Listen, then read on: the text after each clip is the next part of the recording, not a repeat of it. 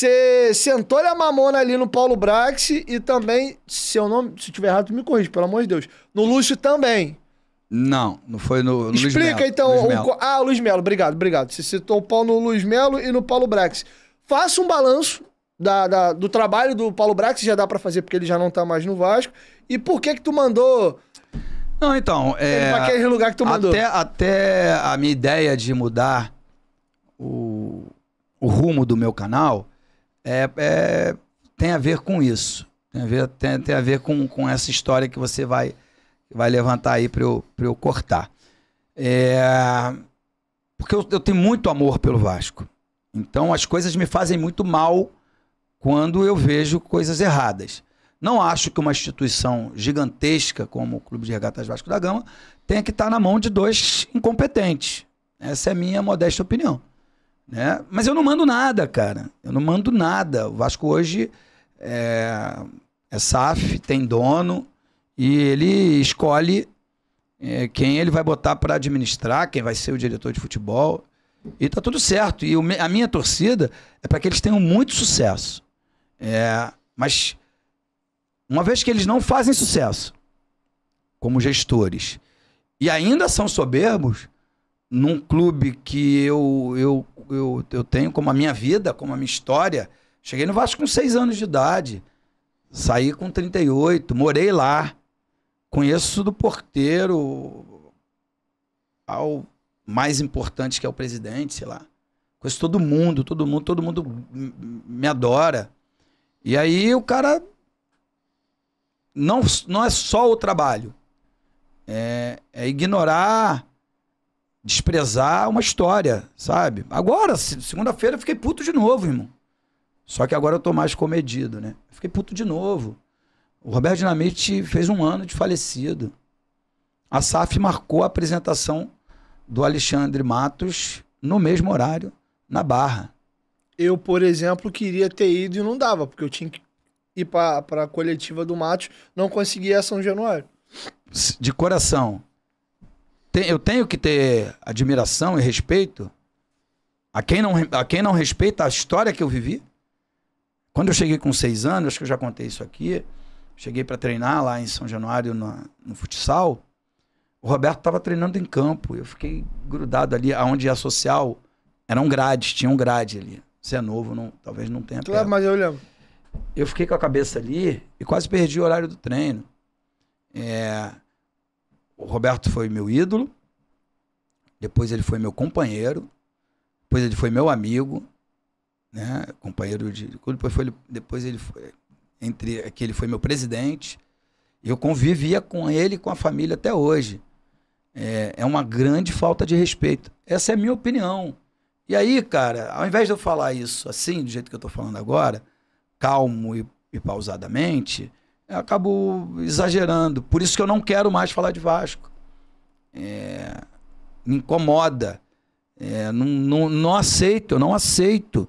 Eu não aceito por melhor que seja o profissional, que esses dois citados por você não são bons profissionais, não são, na minha opinião. Vocês podem pegar agora o Real Madrid e ser campeão do mundo. Eu vou bater palma, né? E vou elogiar o trabalho, se me for perguntado. Mas não entra na minha cabeça eles terem essa força, falar em nome do Vasco, não dar voz a quem merece ter voz. O Vasco tem uma história. Eu sou muito pequeno na história do Vasco, mas eles não respeitaram. A 777 não está respeitando a história do Vasco, na minha modesta opinião. Depois a gente vai entrar nisso aí. Hoje a TV deles, tem 2 TVs, tem a TV da associação. No Vasco, o clube associativo não pode usar a Cruz de Malta, não pode usar o Almirante. Pô, irmão, desculpa. O que eu falei foi pouco, sinceramente, porque a indignação é muito, muito, muito, muito além disso. Só que eu não preciso viver isso. Eu ganhei porra nenhuma no meu canal. Porra nenhuma, para não dizer... De vez em quando o YouTube manda lá umas migalhas. 1.000 e poucos, 2.000 e poucos. Sinceramente, não paga nem o condomínio que eu moro. E não sou soberbo, não sou metido. Faço porque eu faço com prazer, porque fiquei desempregado, essa é a grande verdade. E eu não gosto de ficar à toa, eu gosto de trabalhar, gosto da comunicação. Falar com o torcedor do Vasco é muito prazeroso para mim. Mas eu fico muito bravo, muito puto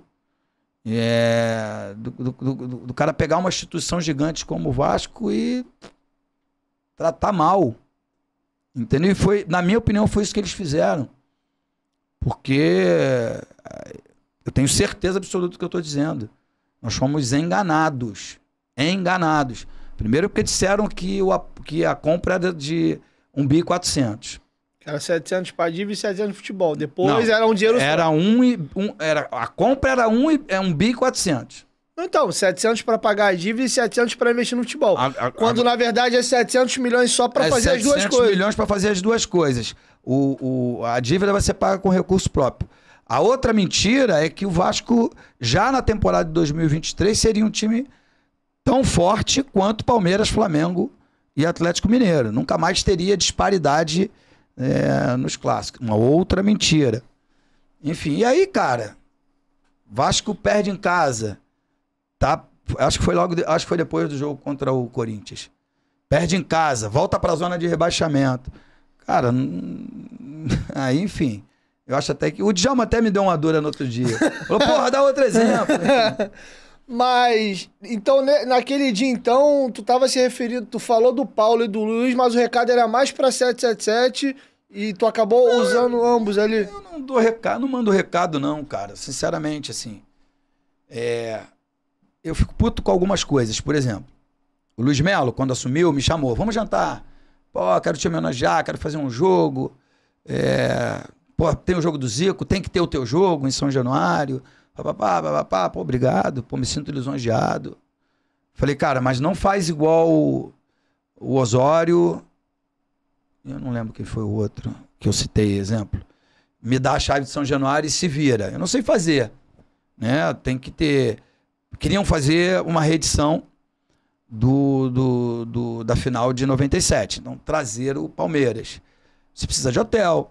Precisa de logística, hotel, passagem. Não, eu vou resolver tudo. Eu vou resolver tudo. O meu canal começou a falar de Vasco, as contratações, os resultados eram ruins, eu critiquei, eles esqueceram, entendeu? Então, isso me magoa. Você pode, sei lá, você podia fazer o que você quisesse, eu não ia deixar de vir aqui, que eu sou homem, tenho palavra, enfim. Mas falar da gente é sempre mais complexo. Então foi uma relação de...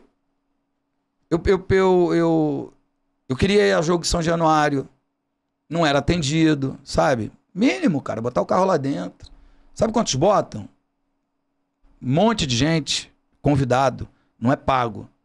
Entendeu? Ingresso. Então, assim, foi juntando, mas muito porque eu fazia críticas no meu canal.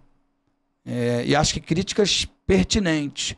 Eu não tenho o direito de ser leviano com ninguém. Mas eu tenho o direito a fazer críticas, sabe? Como eu não sou jornalista, eu não vou a entrevista coletiva, eu não tenho o dever da notícia e tudo, eu me limito a comentar. Então, eu me permito a entender quem é bom e quem é ruim para o Vasco. E para mim, esses dois caras foram os piores caras que já trabalharam no Vasco. Porque eles trabalharam com um orçamento gigantesco e com um resultado ruim. Essa é só a minha opinião. Mas, cara, e assim, eu não confundo o fato de ter sido um grande jogador na instituição, dentro do Vasco da Gama. Não confundo. Porque eu fui muito bem remunerado para isso, tá, Dieguinho? Assim, eu confundo o tratamento com o ser humano. Se você faz uma crítica, aí você você perde todos os seus direitos. Quando, na verdade, todo mundo os criticavam, né? todo mundo os criticava. Mas enfim, mas tá tudo certo, passou. Eu não guardo mágoa, né? Enfim, acho que eles devem estar bem magoados, né? Porque eles acham que fui eu, foi você, enfim, os influencers que tiraram o emprego deles, né? Sabe disso, né?